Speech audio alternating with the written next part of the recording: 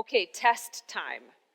What term does Jesus use to describe this woman? Daughter of Abraham. Abraham is one of our Old Testament ancestors, and he had a special relationship with God. He was chosen by God to be a blessing in this world. And so Jesus calls this woman daughter of Abraham, which includes this woman in close relationship with God, just like Abraham was in close relationship with God. He saw her, he claimed her, and he gave her a name. And other people around her may only have seen her disability, only have seen the thing that was making her be bent over. But Jesus saw her as God's child. Now, this is just a simple story of healing, but it gets to the main mission that Jesus had in this world. And if you were to read through the entire Gospel of Luke, that's your extra credit for today. So you already had your one quiz question, and now you can have an extra credit challenge. If you read through the entire Gospel of Luke, something you will find is that Luke wants us to notice all the times that Jesus seeks out people who are rejected or ignored or oppressed, and he gives them a new name. He calls them child of God. So if you were to read through the Gospel of Luke, you would see how Jesus keeps sharing this message over and over and over again, naming people, claiming people, giving them an identity as children of God. This story in Luke is about healing, but it connects to something Jesus did earlier in Luke. Earlier on, in a different synagogue, which is a place of worship, on a different Sabbath day, which was the seventh day of the week, set aside as holy to worship God, Jesus spoke in a synagogue, and he quoted from the prophet Isaiah what his true mission was in this world. He said that his mission was to bring good news to the poor, to proclaim release to the captives and recovery of sight to the blind, to let the oppressed go free. That was his whole mission. And then he shows up in another synagogue on another Sabbath day, and he finds a woman who has been bent over for 18 years, and the words he says to her is, "You are set free from your ailment." There's a lot of complicated things in religion and a lot of complicated things in the Bible, but this isn't one of them. Jesus' message was to bring good news, to proclaim release, to proclaim recovery, and to let people who were oppressed go free. That's the message. And Jesus wants us to receive that message too. That's one of the non-complicated things that we can just grab onto and hold on in our faith. That's why Jesus came. Now, here's one lesson I don't want you to take from this story.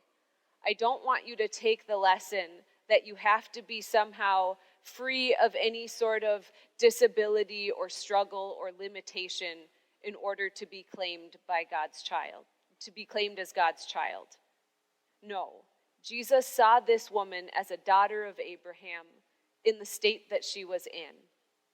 But he healed her so that everyone else could see her as God's child too, so that everyone else could welcome her in and say, "You are part of God's family. We are in this together." I wonder what that woman had to go through for 18 years. I wonder if she felt invisible, if she felt rejected by people. Or maybe she was visible, but not visible in the way that gave her respect and dignity. Like maybe she was so bent over that kids would stare at her in the grocery store, they would see her, but their parents, they'd probably steer their cart way around her so as to avoid her. That's not the kind of visibility she wanted. Jesus saw her for who she was and healed her. I talked to a woman, I knew her well, who was a member of Good Shepherd, and she passed away already, but she lived with cancer for the last 7 years of her life. And she said to me once, "I'm not my cancer. I'm a person with a side of cancer."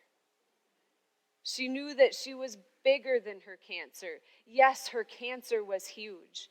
She had to manage her cancer diagnosis for those whole 7 years that she had cancer. But she knew she was more than that. She was a daughter, she was a mother, she was a wife, she was a writer. She knew she was a child of God. And she had to cling to that identity, even when other people just saw the cancer. I think we all carry things with us. Things that maybe they're physical disabilities, maybe they're mental or emotional, spiritual struggles we carry with us. And maybe we tell ourselves that because of these things, we are not claimed by God, or other people tell us that we are not claimed by God. But Jesus has a message for us, that we are. And maybe you can't, or maybe you can identify with this woman, but you can also identify with the leader of the synagogue. He's this guy who gets mad at Jesus for curing someone on the wrong day of the week. I don't think he was a bad guy. I think he was just a guy who really liked his schedule. He just had things planned out, and he was maybe a bit of a control freak, and I wonder if any of us can relate to that. We just want things to work out the way we want things to work out because we're busy and we've got a lot of stuff to do. And he's like, this is the Sabbath day. I've got my worship service all planned out. I don't have time for a miracle. And instead of following his religion, he was following the rules of his religion. And it limited him. So he actually had a limitation where he couldn't see Jesus. And he couldn't see the struggles and the challenges that people were bringing with them into this place of worship where they were seeking the presence of God. And because he was so focused on the rules, he couldn't see them, and he couldn't see the power of God that was right there before him. And he saw a legit, honest-to-God miracle, and he got mad because it was done on the wrong day of the week. I think we can probably identify with him too. Maybe we can identify with the woman, maybe we can identify with this leader of the synagogue, but either way, Jesus has a message for us. You are a child of God. And by claiming that identity, we have freedom. The freedom from being claimed by other things in this world. Maybe the freedom from being seen as less than. The freedom of hiding or pretending to be something we're not. And we have the freedom for worshiping God. When this woman who was bent over was healed, the first thing she did, it said when she stood up straight, is she praised God. She did what the Sabbath day had originally been designed for, because she was able to see her identity and claim it and worship God. Now this month we have been using the characters of Toy Story to help us learn some really important things about our faith. And so we can even learn about identity from Toy Story. I'm going to have Buzz Lightyear help me out here. He is somebody who was crushed when he learned that he was not really a space ranger, but was just a toy. If you saw the first Toy Story movie, you know that Buzz Lightyear was just put into a state of deep depression because he was like, I'm not a space ranger. I don't have any value. And he couldn't hold on to the joy of being a toy. But Woody helped him understand that yes, even though he is just a toy, even though he does have limitations, his real identity comes from being loved by Andy. That was his true identity. And when he realized that yes, he is a toy, he and Woody could team up and get back together with Andy's family. If you remember, Andy was moving, and the moving truck was going down the road, and Buzz and Woody needed to get to Andy, but it's when they claimed their true identity as toys and worked together that they were able to get to Andy. Let's watch that scene. No! This is the part where we blow up! Not today!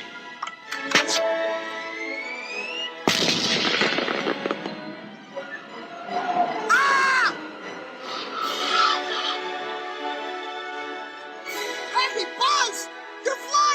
This isn't flying, this is falling with style. To infinity and beyond!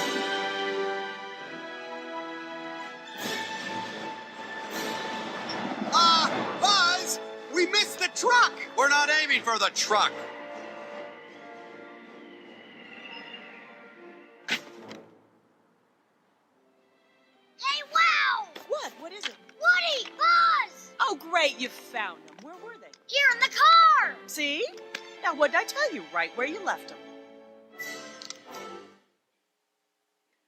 When they claimed their true identity, they were able to land right in the lap of the one who loves them. When we are able to claim our true identity as children of God, to grab hold of that, we can land in the lap of the one who loves us as well.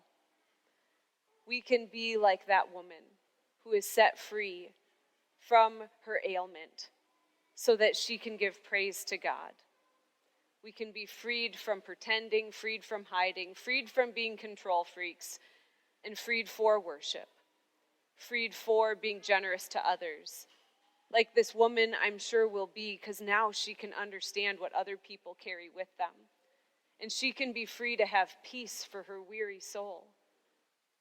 That's what the Sabbath day was designed for us to claim that identity as God's children, so that we can have freedom to worship, freedom to be generous to others, and free to have rest for our weary souls. There's a quote from one of my favorite writers, Henry Nouwen, that I want you to take with you this week.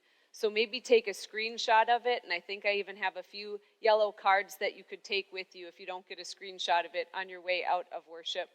Henry Nouwen says this: every time you feel hurt, offended, or rejected, you have to dare to say to yourself, these feelings, strong as they may be, are not telling me the truth about myself.